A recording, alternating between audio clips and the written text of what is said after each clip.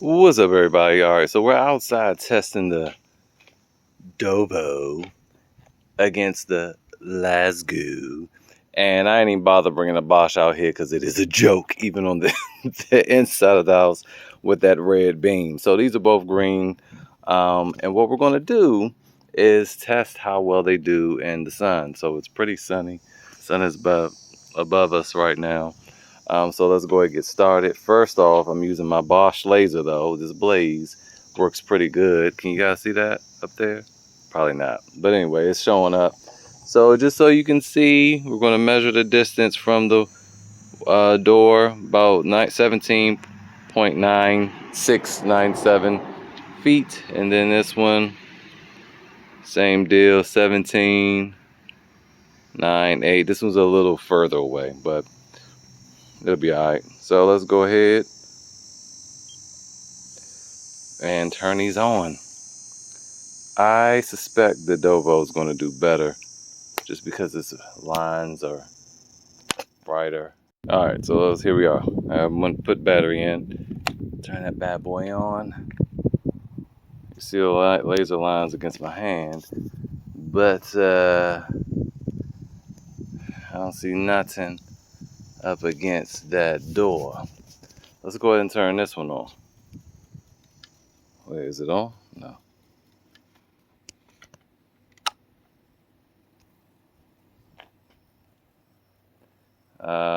Nope.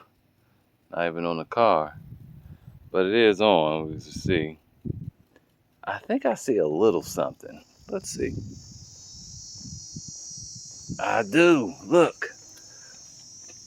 Alright, so you can see a little something. You see that? It's right there. That's the Dovo line, and the LasGoo is right there. So the Dovo is brighter for sure. And this is what I suspected, because we see that in the house. I really wish it's a pickup, but you guys, I think you guys can see that. And this is again at almost 18 feet, and it's still showing up. But you can even see it on that garage door. But the thing is, that is still in the shade. I wonder if we were to put these on the ground, would we see more? Or actually, that's telling the whole story right here, because we would see it on this part. And I think I do a little bit. I can see a line. I see that's the Dovo and that's the LasGoo. It shows up a little bit in the sun, but this is direct sunlight. Now for kicks and giggles, let's do the Bosch.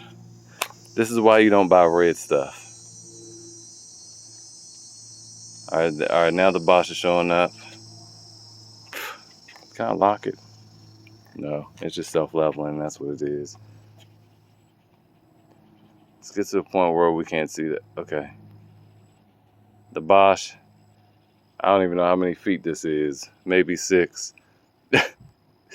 Don't get red lasers, y'all. Don't get red. And then this is not even like 360. I don't know why I bought this.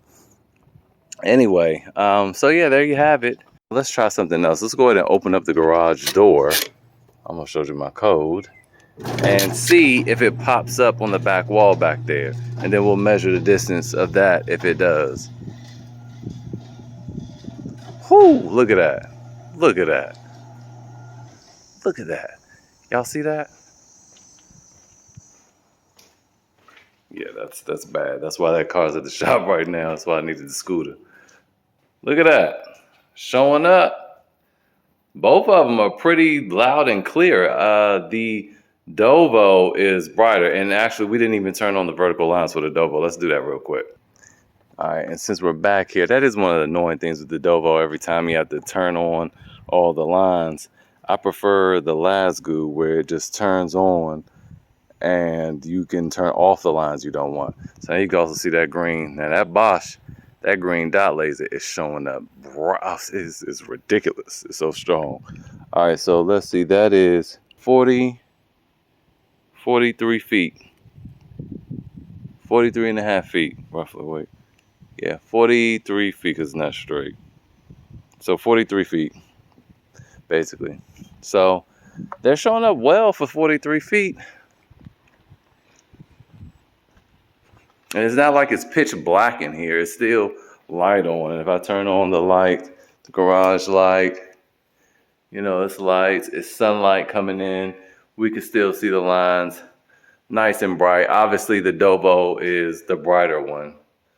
It costs $100 extra though, but I think we can kind of see why. Let's go to open up the other garage door.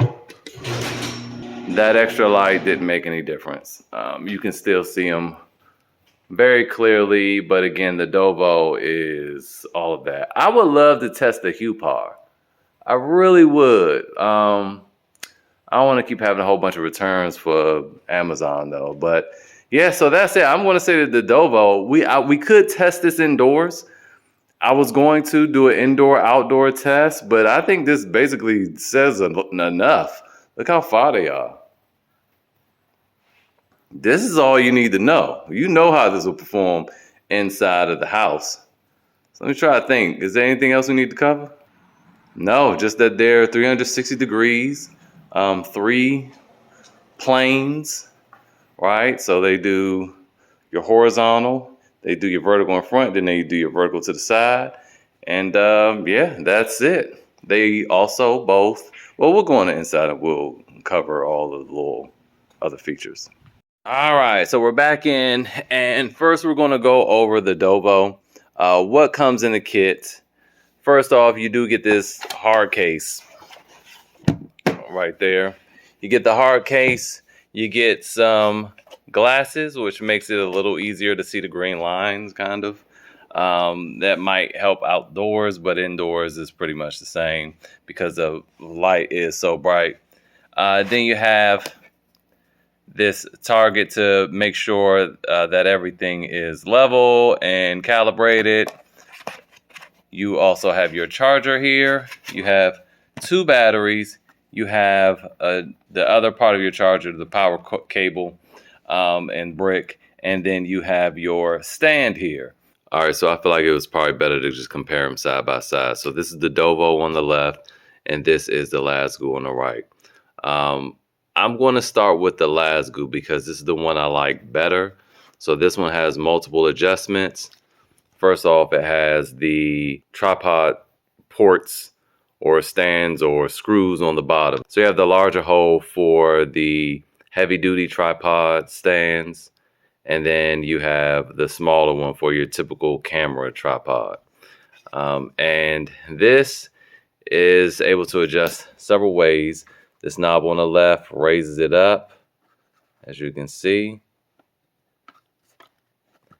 And then we can put it down.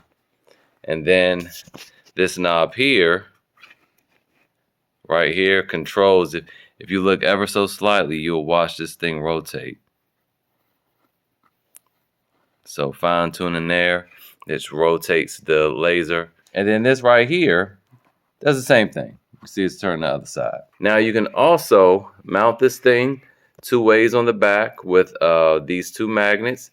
You can put it up against something metal, or you can hang it on a nail up there or a screw. And that is that. The HuPar does a whole lot more, as you'll see in a second. But that is my favorite out of these 2. Now, as for the Dovo. The Dovo with this bottom piece here, you can slide it forward and back. It's very hard to demonstrate with one hand, but let me demonstrate this way. So you can move the laser level forward and back. Just like the LasGoo, that's something the LasGoo can't do. You can raise this up or down. So while it's on its back, I'll just demonstrate that. And then you can clamp it, or you can hang it on the nail or screw. It can also be attached to a heavy duty tripod only. Okay, it does not allow to be mounted to a regular camera tripod. And then with these screws up here, you can actually hook it onto a table or something flat. If you don't have magnets, you can hook it on, and then, you know, you unscrew, loosen these up, and then screw it down. And you can also attach it one more way, which I have to put the camera down for a second. Okay, so you can also mount it this way, the same way like the LasGoo with the magnets. Now, this is attached to this metal plate here. It's pretty strong. You need 2 hands to open it up. Now, here's the reason. You might be saying, well, that seems to do a lot more than the LasGoo. Why do you like that one over this one? Well, the reason I like that one better over this one is because, one, it doesn't have that typical traditional camera mount, only the heavy duty mount, which most of you will be required to buy a larger or a different tripod. But this is odd to me because when you mount it, it'll be like this, and the laser will be basically on its side. Let me demonstrate. So you'll have the laser mounted like this. Even if you spun it around, I mean, it's still not level like this. It's not straight up and down. So that, to me, is a little odd there. Let's see. So here's what would happen if you mounted it on its side like that. I mean, this is the self-leveling, but you would want the self-leveling feature. If I turn that off and locked it, I mean, then you have to turn it on manually. But again, the self-leveling feature is the whole point. And if you mount it on its side like that, like I just don't quite understand that being mounted on the back like that. Could be something I'm doing wrong, but hey, that's what I got. So depending on how you typically mount your lasers, if you attach it to metal things or clamp it on things, this might work better for you. If you use regular tripods, then I would say that the LasGoo will probably work better for you. It could be user error, and I'm just not seeing what I'm doing wrong here. So anyway, that's that. Now going back to the unit itself, it does have a DC. It says DC 5 volt, but this will allow you to, I wonder if it could charge the devices. Hold on. Okay, no, this is just another way to charge it. So if you lost this or you didn't have this on you for whatever reason, you can just plug this directly into the unit and charge it that way. As you can see, it's pretty cumbersome. When you turn it on, the H is to turn on the on and off the horizontal line. The V is to turn on the vertical lines. And this is for self-leveling, the lock it or not lock it.